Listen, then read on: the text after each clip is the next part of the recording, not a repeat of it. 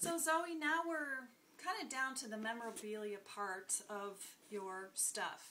And this is, again, where it gets a little sticky because there's the emotional attachment, and everybody goes through this. And especially when you've lived a number of years, you tend to have more and more of it. And then it really becomes an obstacle. What do I do with all this stuff? So, for example, we're looking here at a whole bunch of, obviously, family photos going way back, and there's lots of folders here, lots of things. So you've already taken this to the first step, which is you scanned all these photos into the computer, right? Yeah, Jane, I actually took, these are actually pictures of my mom's, and she wanted to kind of like make it so there was like a record of all these pieces, and so what I did is I scanned them and am giving them back to her. Okay. And then she can have the photos, she can have all of it, but she can also share them with her family online or do whatever that she wants. I mean, there's sisters who don't have those kinds of items, that kind of stuff. So good. So in terms of what to do with this now, like I said, you've already done step one. You've scanned them all in. These are going back to your mom, and then she can take it to the next step, which is sorting them and dispersing them as she would like to do. So we know this box is done. Yeah, yeah. So now we're going to look at what's in here, and we've got obviously more memorabilia.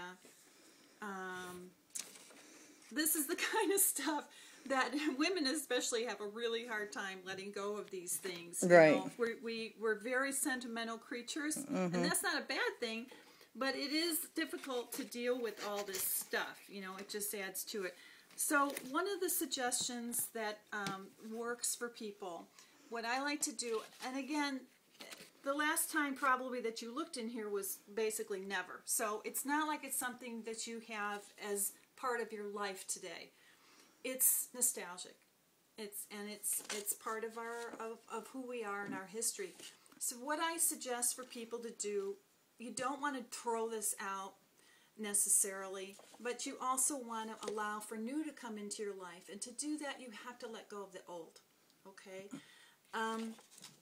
I suggest for people to go through journals, especially things, artwork from way back when. Pick one item that represents that era, that represents that year, that decade, whatever it might be.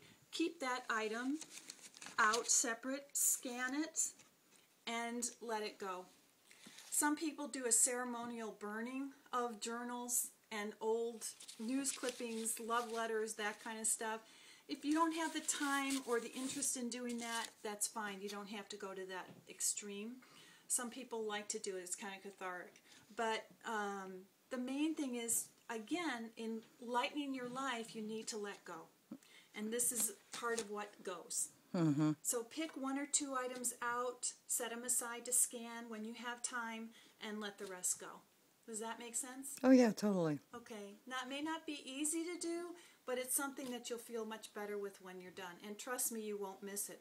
Another way that I help people let go is to say, look, if you had a fire in your home today and all this was gone, you'd be devastated, but life goes on, you know.